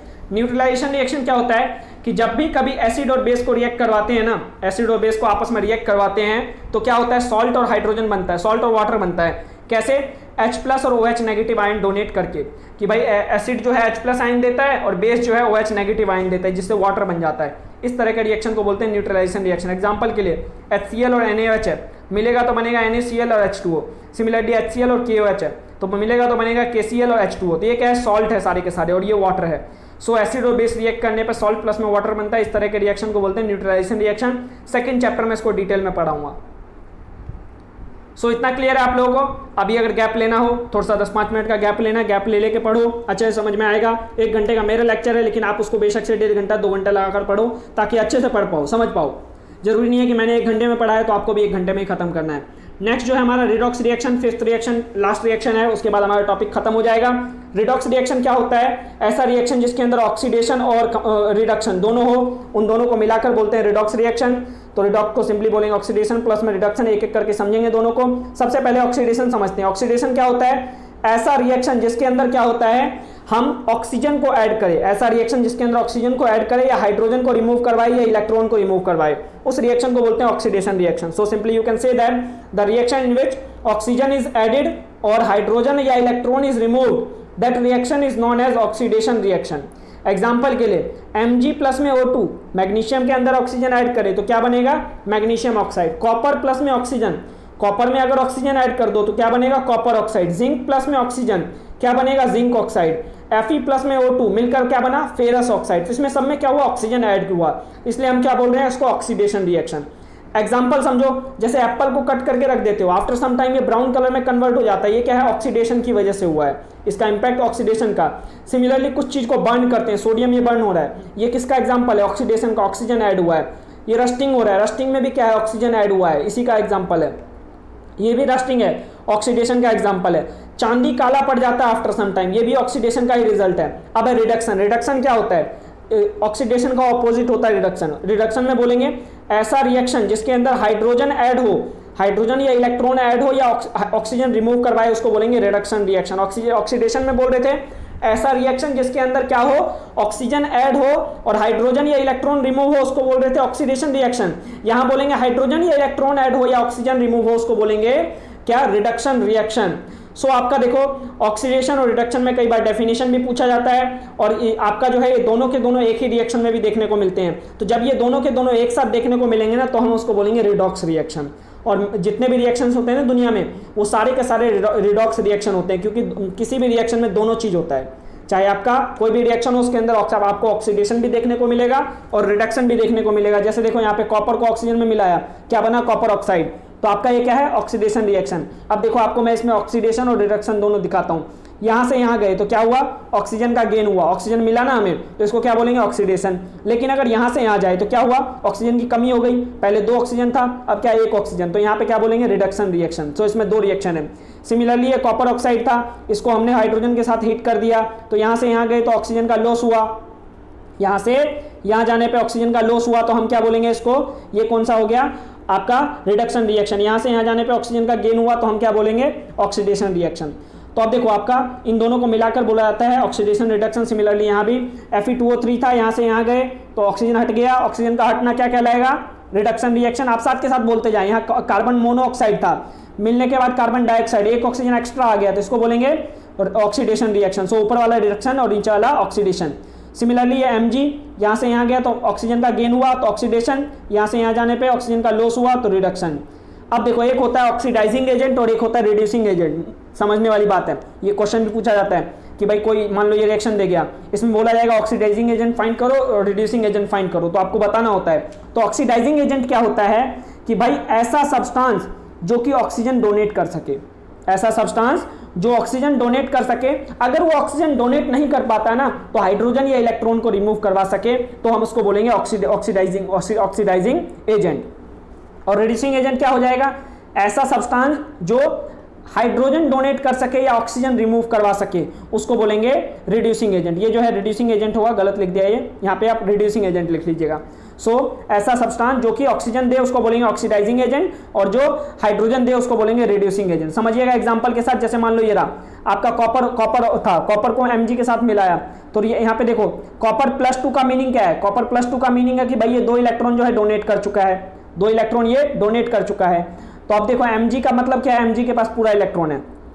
अब यहाँ पे कॉपर यहाँ से यहाँ गया, यहाँ से यहाँ गया था, पहले इसके पास 2 इलेक्ट्रॉन कम था, 2 इलेक्ट्रॉन डोनेट कर चुका था, अब ये 2 इलेक्ट्रॉन ले गया, 2 इलेक्ट्रॉन लेने की वजह से इसका क्या हुआ, ऑर्बिट फुल हो गया, तो हमने क्या बोला, ये कॉपर बन गया। तो यहाँ से यहाँ जाने पे क्या हुआ, इलेक्ट्रॉन ऐड हुआ, और यहाँ से यहाँ जाने पे क्या हुआ, इलेक्ट्रॉन का लॉस हुआ। तो इलेक्ट्रॉन का ऐड होना क्या कहलाता है, रिडक्शन रिएक्शन, इसलिए बोला रिडक्शन। और इलेक्ट्रॉन का लॉस होना क्या कहलाता है, ऑक्सीडेशन। सो अब देखो, अब आपको बोला था, अब इसमें से ऑक्सीडाइजिंग एजेंट कौन सा है, रिड्यूसिंग एजेंट कौन सा है, वो समझो। ऑक्सीडाइजिंग एजेंट बताया आपको जो ऑक्सीजन दे सके या फिर हाइड्रोजन रिमूव करवा सके, और रिड्यूसिंग एजेंट कौन सा होगा, जो हाइड्रोजन दे सके या इलेक्ट्रॉन दे सके। तो देखो अब यहाँ पे ऑक्सीजन तो है ही नहीं, तो ऑक्सीजन का पंगा ही हटा दो, हाइड्रोजन पे खेलते हैं। हाइड्रोजन पे क्या होगा कि हाइड्रोजन दे सके या इलेक्ट्रॉन दे सके, हाइड्रोजन भी नहीं है तो हाइड्रोजन को भी हटा दो, इलेक्ट्रॉन से खेलते हैं। तो इलेक्ट्रॉन कौन दे रहा है यहाँ पे, इलेक्ट्रॉन, ये तो पहले ही बेचारा गरीब है, इसने तो पहले ही 2 डोनेट कर रखा है, लेकिन इसने ये डोनेट कर रहा है, यहाँ से यहाँ जाने पर ये इलेक्ट्रॉन जो है लॉस कर रहा है। तो ये लॉस कर रहा है तो ये मतलब ये इलेक्ट्रॉन दे रहा है, तो देने वाला जब भी देता छप्पर फाड़ के, तो देने वाला यहाँ पे क्या है, रिड्यूसिंग एजेंट। Mg क्या है, रिड्यूसिंग एजेंट। तो Mg आपका रिड्यूसिंग एजेंट और जो दूसरा बच गया ऑक्सीडाइजिंग एजेंट। सिंपली एक चीज फाइंड करना होता है, दूसरा अपने आप ही पता चल जाता है। एक और समझो, जैसे देखो यहाँ Fe2O3, ये आपको ऊपर भी रिएक्शन दिखाया, इसके अंदर ऑक्सीजन कौन दे रहा है, कैसे, अब देखो यहाँ भी ऑक्सीजन है, यहाँ भी ऑक्सीजन है, किसको ऑक्सीडाइजिंग एजेंट बोले, किसको रिड्यूसिंग एजेंट बोले, ये कैसे पता चलेगा। तो देखो आप सिंपली यहाँ से यहाँ जाओ, यहाँ से यहाँ जाने पे क्या हुआ, ऑक्सीजन का लॉस हुआ, तो मतलब ये ऑक्सीजन दे रहा है, ये तो ले रहा है ना, इसके पास तो गेन हुआ, इसके पास तो एक्स्ट्रा है, तो मतलब ये ले रहा है, तो ये दे रहा है, तो इसलिए इसको बोलेंगे ऑक्सीडाइजिंग एजेंट और इसको बोलेंगे रिड्यूसिंग एजेंट। सो समझ में आ रहा है आपको ऑक्सीडाइजिंग एजेंट और रिड्यूसिंग एजेंट। इसके अलावा और समझो, ये रहा हमारे पास Fe के पास ऑक्सीजन है नहीं तो इसको बोलेंगे रिड्यूसिंग एजेंट, इसके पास है तो इसको बोलेंगे ऑक्सीडाइजिंग एजेंट। और समझने के लिए भाई यहाँ से यहाँ जाने पे क्या हुआ, ऑक्सीजन का गेन हुआ, तो ये जो है ऑक्सीजन ले रहा है, ये ऑक्सीजन ले रहा है तो लेने वाला रिड्यूसिंग एजेंट, और ये यहाँ से यहाँ जाने पर, यहाँ से अगर यहाँ जाए तो ये क्या कर रहा है, दे रहा है, तो हम इसको बोलेंगे ऑक्सीडाइजिंग एजेंट। तो सिंपली ये कह सकते हैं जहां रिडक्शन हो रहा है ना वो ऑक्सीडाइजिंग एजेंट है, जहां ऑक्सीडेशन हो रहा है वो रिड्यूसिंग एजेंट है। ये वाला बता ही दिया आपको। अब उसके बाद जो है ऑक्सीडेशन का हमारी डेली लाइफ पे इंपैक्ट पड़ता है। ऑक्सीडेशन का हमारी डेली लाइफ पे इंपैक्ट पड़ता है कैसे, जैसे कि मान लो फूड स्टफ को अगर खुले में छोड़ देते हैं तो आफ्टर सम टाइम क्या होता है, खराब हो जाता है। खास करके ऑयली फूड, खास करके ऑयली फूड जो है धीरे धीरे उसमें क्या हो जाता है, स्मेल चेंज होना शुरू हो जाता है, टेस्ट चेंज होना शुरू हो जाता है। उसको बोलते हैं रेंसिडिटी प्रोसेस। तो वो क्या है आपका ऑक्सीडेशन का डेली इंपैक्ट। सिमिलरली सिल्वर का बर्तन है, इनिशियली नया नया था, आफ्टर सम टाइम हवा में रहने के बाद ऐसा हो जाता है, ब्लैक पड़ जाता है, जैसे कॉइन पड़ गया ये, तो इसको क्या बोलेंगे, impact of oxidation on our daily life. Similarly ये जंग लगना लोहे में, ये भी ऑक्सीडेशन का ही एग्जांपल है। एप्पल को कट करके रखा था, after some time brown colour का हो गया, तो ये भी क्या है, ऑक्सीडेशन का example.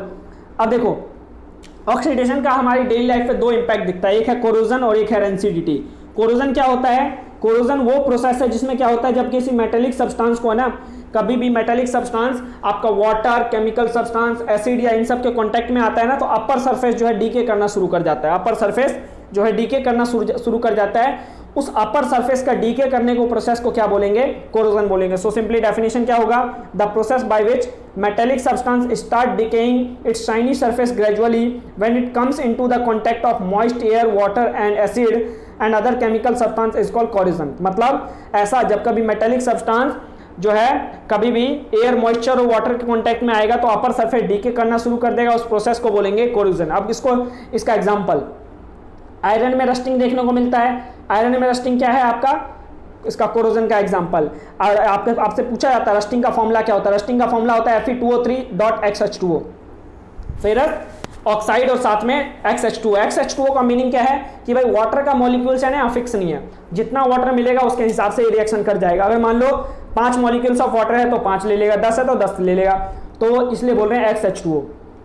Similarly corrosion of copper, copper में कोरोजन होता है तो कॉपर का इनिशियली कलर कैसा होता है, ब्राउन कलर का, और जब उसमें कोरोजन होता है तो ग्रीन कलर की लेयर चढ़ जाती है। वो ग्रीन कलर की जो लेयर होती है कॉपर कार्बोनेट की लेयर होती है, वो जो लेयर होती है कॉपर कार्बोनेट की लेयर होती है। आयरन के ऊपर ब्राउन कलर की लेयर जो होती है Fe2O3.XH2O की होती है। सिमिलरली सिल्वर के ऊपर जो ब्लैक कलर की लेयर चढ़ जाती है वो सिल्वर सल्फाइड की चढ़ जाती है। एटमॉस्फेयर में जब उसको सल्फर गैस के साथ रिएक्शन करता है ना, तो रिएक्शन करने के बाद सिल्वर सल्फाइड बनाता है। एग्जाम्पल के लिए देखो, ये ब्राउन कलर की लेयर जो है Fe2O3.XH2O है। सिमिलरली आपका ये कॉपर के ऊपर ग्रीन कलर का लेयर है, कॉपर कार्बोनेट है, ये आपका ग्रीन कलर का लेयर कॉपर कार्बोनेट है। सिल्वर के ऊपर ये ब्लैक कलर का लेयर सिल्वर सल्फाइड है। सिमिलरली ये लेयर जो है सिल्वर सल्फाइड है। तो ये क्या है आपका कोरोजन है, इंपैक्ट है किसका, ऑक्सीडेशन का डेली लाइफ पे। नेक्स्ट जो होता है हमारा किसका, कोरोजन का इंपैक्ट क्या कहते हैं, इसको प्रिवेंट कैसे करेंगे, पहले समझ लिए प्रिवेंट कैसे करेंगे कोरोजन से। तो पहला है पॉलिश करके, ऑयलिंग करके, पेंटिंग करके, ग्रीसिंग करके, गैल्वेनाइजेशन करके। ये 5 मेथड होते हैं, इससे आप प्रोटेक्ट कर सकते हैं। पॉलिशिंग जानते हैं, चमका के रखेंगे, जो भी पॉलिश सरफेस होगा उसके ऊपर ऑयल, कोई भी केमिकल गिरा, पानी गिरा, तुरंत फिसल के चला जाएगा, रिएक्शन नहीं होगा। ऑयलिंग में ऑयल गिरा, ऑयल गिरने के बाद भी ऑयल लगा देंगे, पानी फिसल जाएगा, रिएक्शन नहीं होगा, कॉन्टैक्ट में नहीं आएगा। पेंटिंग में भी जो मेटल है कवर हो जाएगा, ग्रीसिंग में उसमें भी कवर हो जाएगा। गैल्वेनाइजेशन क्या होता है, गैल्वेनाइजेशन में हम एक मेटल के ऊपर दूसरे मेटल के लेयर चढ़ा देते हैं, जिससे क्या होता है हमारा मेन मेटल बचा हुआ रहता है, उसमें रिएक्शन नहीं होता है। सो ये जो है प्रोटेक्शन का, प्रिवेंशन का मेजर है, ये प्रिवेंशन के मेजर आप बता सकते हैं। नेक्स्ट जो है हमारा लास्ट टॉपिक इस चैप्टर का, रेंसिडिटी। सो रेंसिडिटी क्या होता है, रेंसिडिटी जब भी कभी फैट कंटेनिंग फूड जो है ना, ऑयल या फैट कंटेनिंग फूड एयर के कांटेक्ट में आता है तो ऑक्सीडाइज हो जाता है। ऑक्सीडाइज होने की वजह से उसमें क्या होता है, उसका टेस्ट और स्मेल खराब हो जाता है, चेंज हो जाता है, जो बहुत ही अनप्लेजेंट स्मेल आना शुरू हो जाता है, उसको बोलते हैं रेंसिडिटी। डेफिनेशन समझो, when the food containing oil and food are exposed to air they get oxidise and become rancid due to which smell, taste and color changes. This process is called rancidity. इसकी वजह से smell, taste change हो जाएगा, उसको बोलेंगे rancidity. Example के लिए देखो, ब्रेड का जो है पूरा स्ट्रक्चर चेंज हो गया, स्पॉइल हो गया। ये आपका एप्पल का कलर चेंज हो जाता है। सिमिलरली चिप्स का पैकेट अगर खुला छोड़ दो तो आफ्टर सम टाइम जो है वो क्या हो जाता है, स्पंजी सा हो जाता है, और जो वो किसकी वजह से होता है, ऑक्सीडेशन की वजह से होता है। अब इसका प्रिवेंशन के लिए क्या करो, सबसे पहला नाइट्रोजन गैस ऐड कर दो।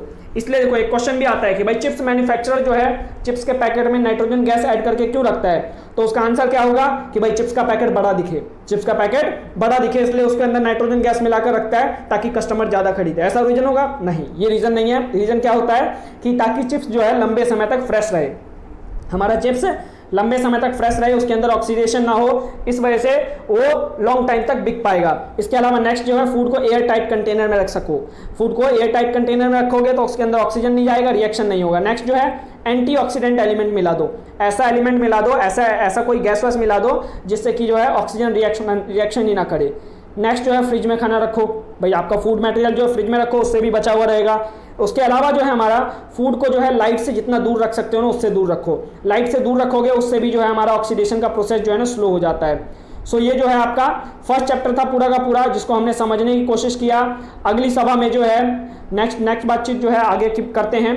कौन सा चैप्टर? सेकंड चैप्टर करेंगे, मतलब इसी का जो है क्वेश्चन आंसर डिस्कस करेंगे। हमने फर्स्ट चैप्टर में किया, पूरा का पूरा एनालाइज किया, चैप्टर को थियरी पोर्शन एनालाइज कर लिया। अब आपको क्या करना है, बैक एक्सरसाइज का क्वेश्चन जो है हम नेक्स्ट लेक्चर में लेकर आएंगे। सो बैक एक्सरसाइज का क्वेश्चन अगर आप अपनी लेवल पे अगर लगा सकते हैं तो लगाइए, अगर बैक एक्सरसाइज नहीं हो पाता तो इंडेक्स के क्वेश्चन कोशिश कर लीजिएगा, हो जाए तो ठीक है, ना हो तो कोई दिक्कत वाली बातचीत नहीं है, अगली क्लास में हम कर लेंगे कंप्लीट। तो ठीक है, फिर आज के लिए इतना ही करते हैं, फिर मिलते हैं अगली सभा में, तब तक के लिए दुआ में याद रखिएगा। Good bye, take care.